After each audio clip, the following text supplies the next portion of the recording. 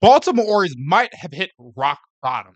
Fans are losing their minds. One of the worst teams in the American League. Can the Orioles turn their season around? Welcome to another episode of Orioles Digest. I'm your host, Kam Brice. And before you do anything, like I said in every video, if your part's percentage, let's change this today. Come join Orioles Digest. I'm giving you daily updates about the Baltimore Orioles every single day that you don't want to miss.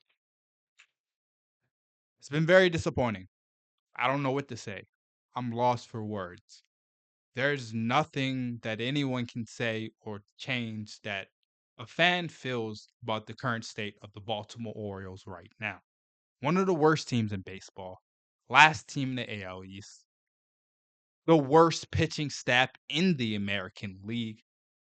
This whole team, the whole organization, everything, the years of losing, having over 100 losses, being one of the worst franchises in sports history for about 7 to 10 years. And they gave us hope. And now we're back to the same formula. So, in this episode of Orioles Digest, we're going to take a deep dive into the Baltimore Orioles season. And I'm going to say some changes that have to be made. So, let's get into our first topic of the day. Yep. As you see this graph, guys, I made this earlier. 42 game record. I compared it of the years the Baltimore Orioles had the talent and the teams to compete. So let's look at it. 1988, 8-34.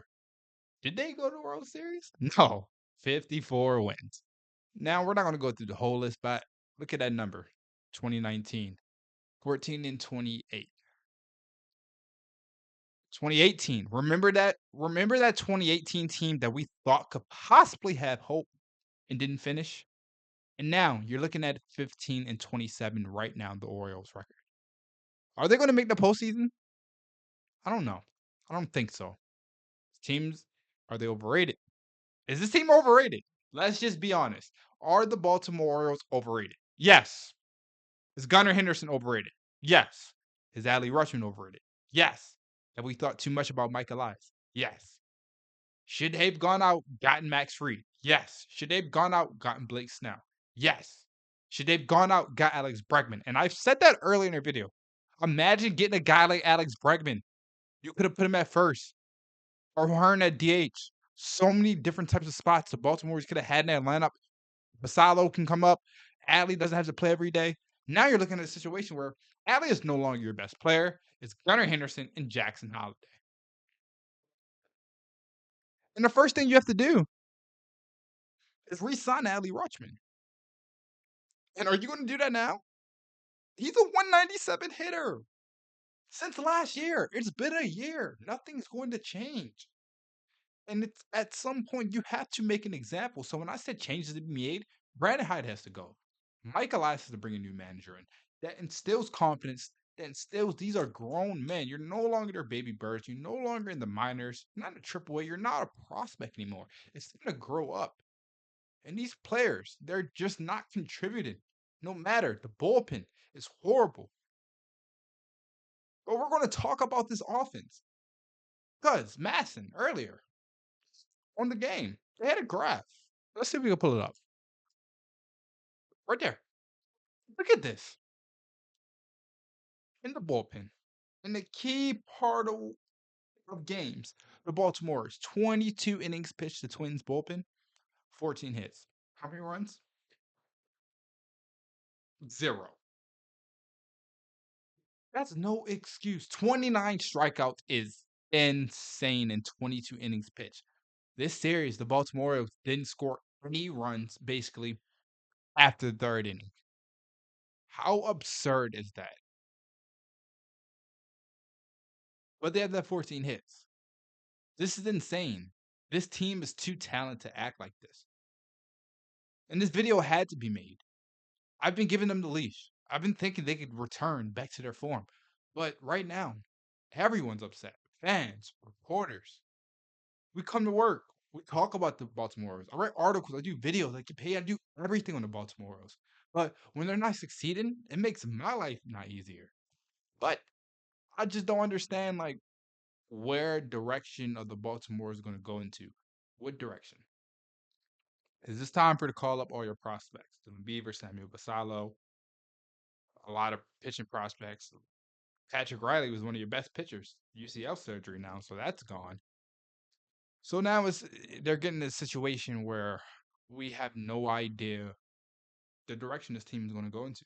We're going to go into another offseason, and they're going to be asking the same questions. Mike Elias, David Rubenstein, spend money, new ownership. Everything's coming. They're bringing new events, new ballpark, a new jumbotron, everything. But the play on the field has not changed. We have not seen the development process of this team. It's been 3 years.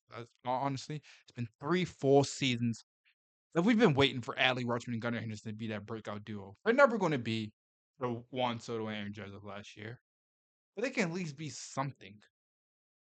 And Gunnar Henderson's actually been very good, batting over 400 this series. But Adley, once again, batting under 200 this series. It makes batting under 100 actually. And it makes absolutely zero sense. I have no idea what the Baltimore's can do to changes. All I think, a statement has to be made. And I've looked at your comments, guys.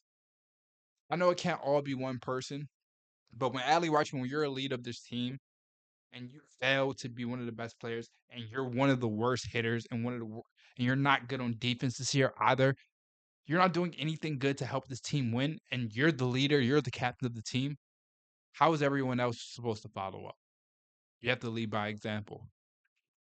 And this guy, it's time for him to make some tough moves, get guys out. You guys see Kyle Stowers? 10 home runs, 29 RBIs on a year, batting 300, over 200 plate appearances. With the Marlins doing fine. Connor Norby batting like 265, I think 6 home runs, OPS 830. He was hurt in the beginning of the year, but he's coming back. So, and we have Trevor Rogers, who has a 6.39 ERA in Norfolk right now. I might be mistaken. It might be high 7 or low 5. And that's ridiculous. This team is way too talented to have any of this to be just like it's something you not want to see. And I'm lost for words right now because I don't know how this team can handle success. I don't know how they can bounce back and make the playoff push. Do they become real sellers at the deadline? What prospects do you have to go out and be like, okay, it's time. Let's go. We're going to be a dominant team. You don't have a top 1 prospect anymore. Samuel Basallo, Kobe Mayo, honestly, has not proved anything in MLB. And he doesn't have a path yet. And every time we bring him up, it seems like he's worse. And the whole hitting coaches have not, this philosophy is terrible. So there's so many questions circling, but it always remains to, my fault, wrong finger, this guy right there, Mike Elias. It always remains to that guy. He has to become a general manager now. You've developed the team, you've built the chemistry, you've built the culture. Don't abide by that culture. Fire Brandon Hyde. Jess Holliday should play every single game. Lead off every single game. I don't care what his stats look like. Lead off every single game. He'll find a way. And prospects, Salo has to be up. Send Adley Rutschman down to AAA. Make a statement or make a trade. Because the window is open now. And if Baltimore misses this opportunity, phew, I don't know if David Rubenstein can handle missing this opportunity. Well, that's all we have for today, folks. Once again, Baltimore is 12, 13 games under 500.